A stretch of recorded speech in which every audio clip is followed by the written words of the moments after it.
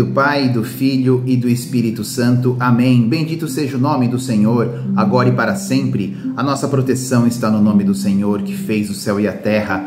Vinde, Espírito Santo, enchei os corações dos vossos fiéis e acendei neles o fogo do vosso amor. Enviai o vosso Espírito e tudo será criado e renovareis a face da terra. Oremos. Ó Deus, que instruístes os corações dos vossos fiéis com a luz do Espírito Santo, fazei que apreciemos retamente todas as coisas, segundo o mesmo Espírito, e gozemos sempre da sua consolação. Por Cristo Senhor nosso, assim sejas. Amém. Ó Maria concebida sem pecado, rogai por nós que recorremos a vós. São José, rogai por nós. Em nome do Pai, do Filho e do Espírito Santo. Amém. Muito bem. Seja muito bem-vindo, meu caro irmão, minha cara irmã. 79º estudo do compêndio do Catecismo da Igreja Católica. O último estudo do tema A Celebração do Mistério Cristão. Começamos com a economia sacramental, falamos dos 7 sacramentos, dos sacramentais, e hoje o último tema desta fase sobre os funerais cristãos. Vamos hoje de 3 perguntas do compêndio e uma colocação sobre o Catecismo da Igreja Católica, ok? Vamos lá juntos? Toma nota, papel e caneta na mão. A primeira pergunta de hoje, a de número 354 do compêndio. Que relação existe entre os sacramentos e a morte do cristão? Resposta.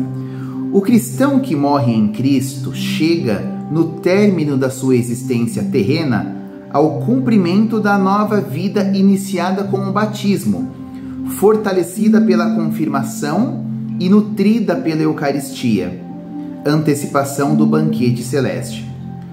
O sentido da morte do cristão manifesta-se à luz da morte e da ressurreição de Cristo, nossa única esperança. O cristão que morre em Cristo Jesus vai morar junto do Senhor, conforme está na segunda carta de São Paulo aos Coríntios, capítulo 5, versículo 8. Então, a relação entre os sacramentos e a morte do cristão. Esta vida que nós vivemos, terrena e passageira, passa rápido. Sobretudo, quem já fez a experiência da perda, da morte de um ente querido, sabe quão passageira e rápida é essa vida.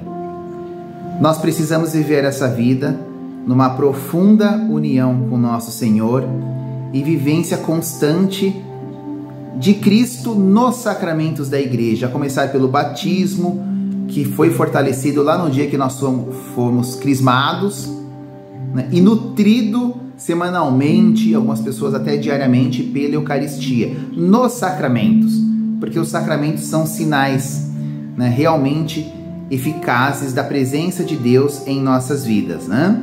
Então, uma vida terrena, passageira, sim, mas se vivida em Cristo, nos seus sacramentos, né?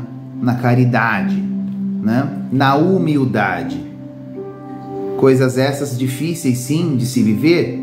Sim, porque também é uma vida, de certa forma, desafiadora, do qual o ser humano passa por momentos de tentações, né? Do qual sozinho, com certeza, o ser humano vai perder.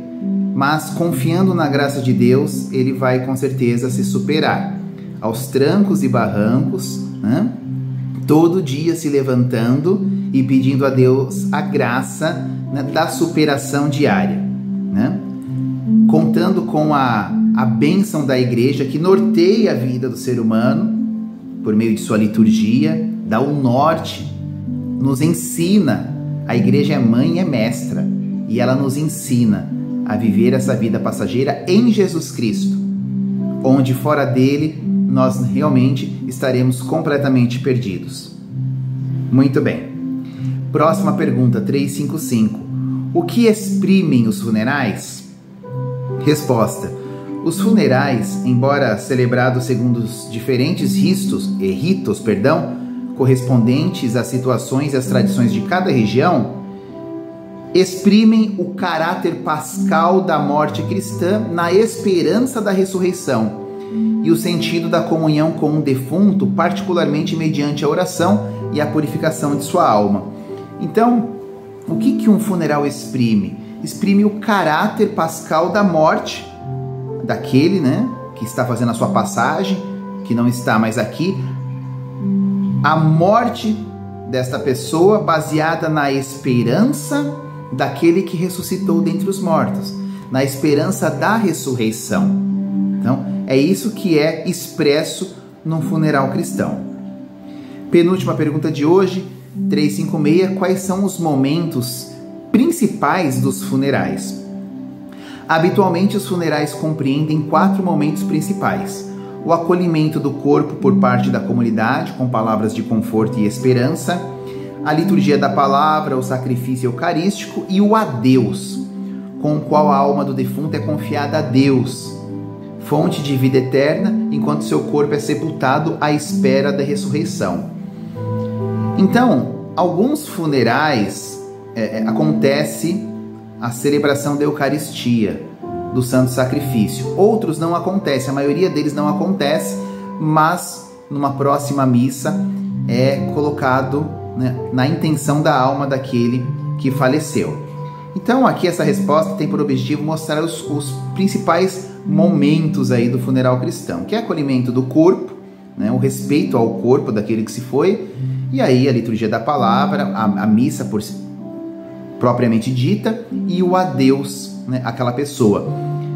Adeus desta vida, porque ela ali, a alma dela, a igreja nos ensina que vai de imediato pós-morte, a igreja vai nos ensinar que ela participa de um julgamento particular, é ela com Deus.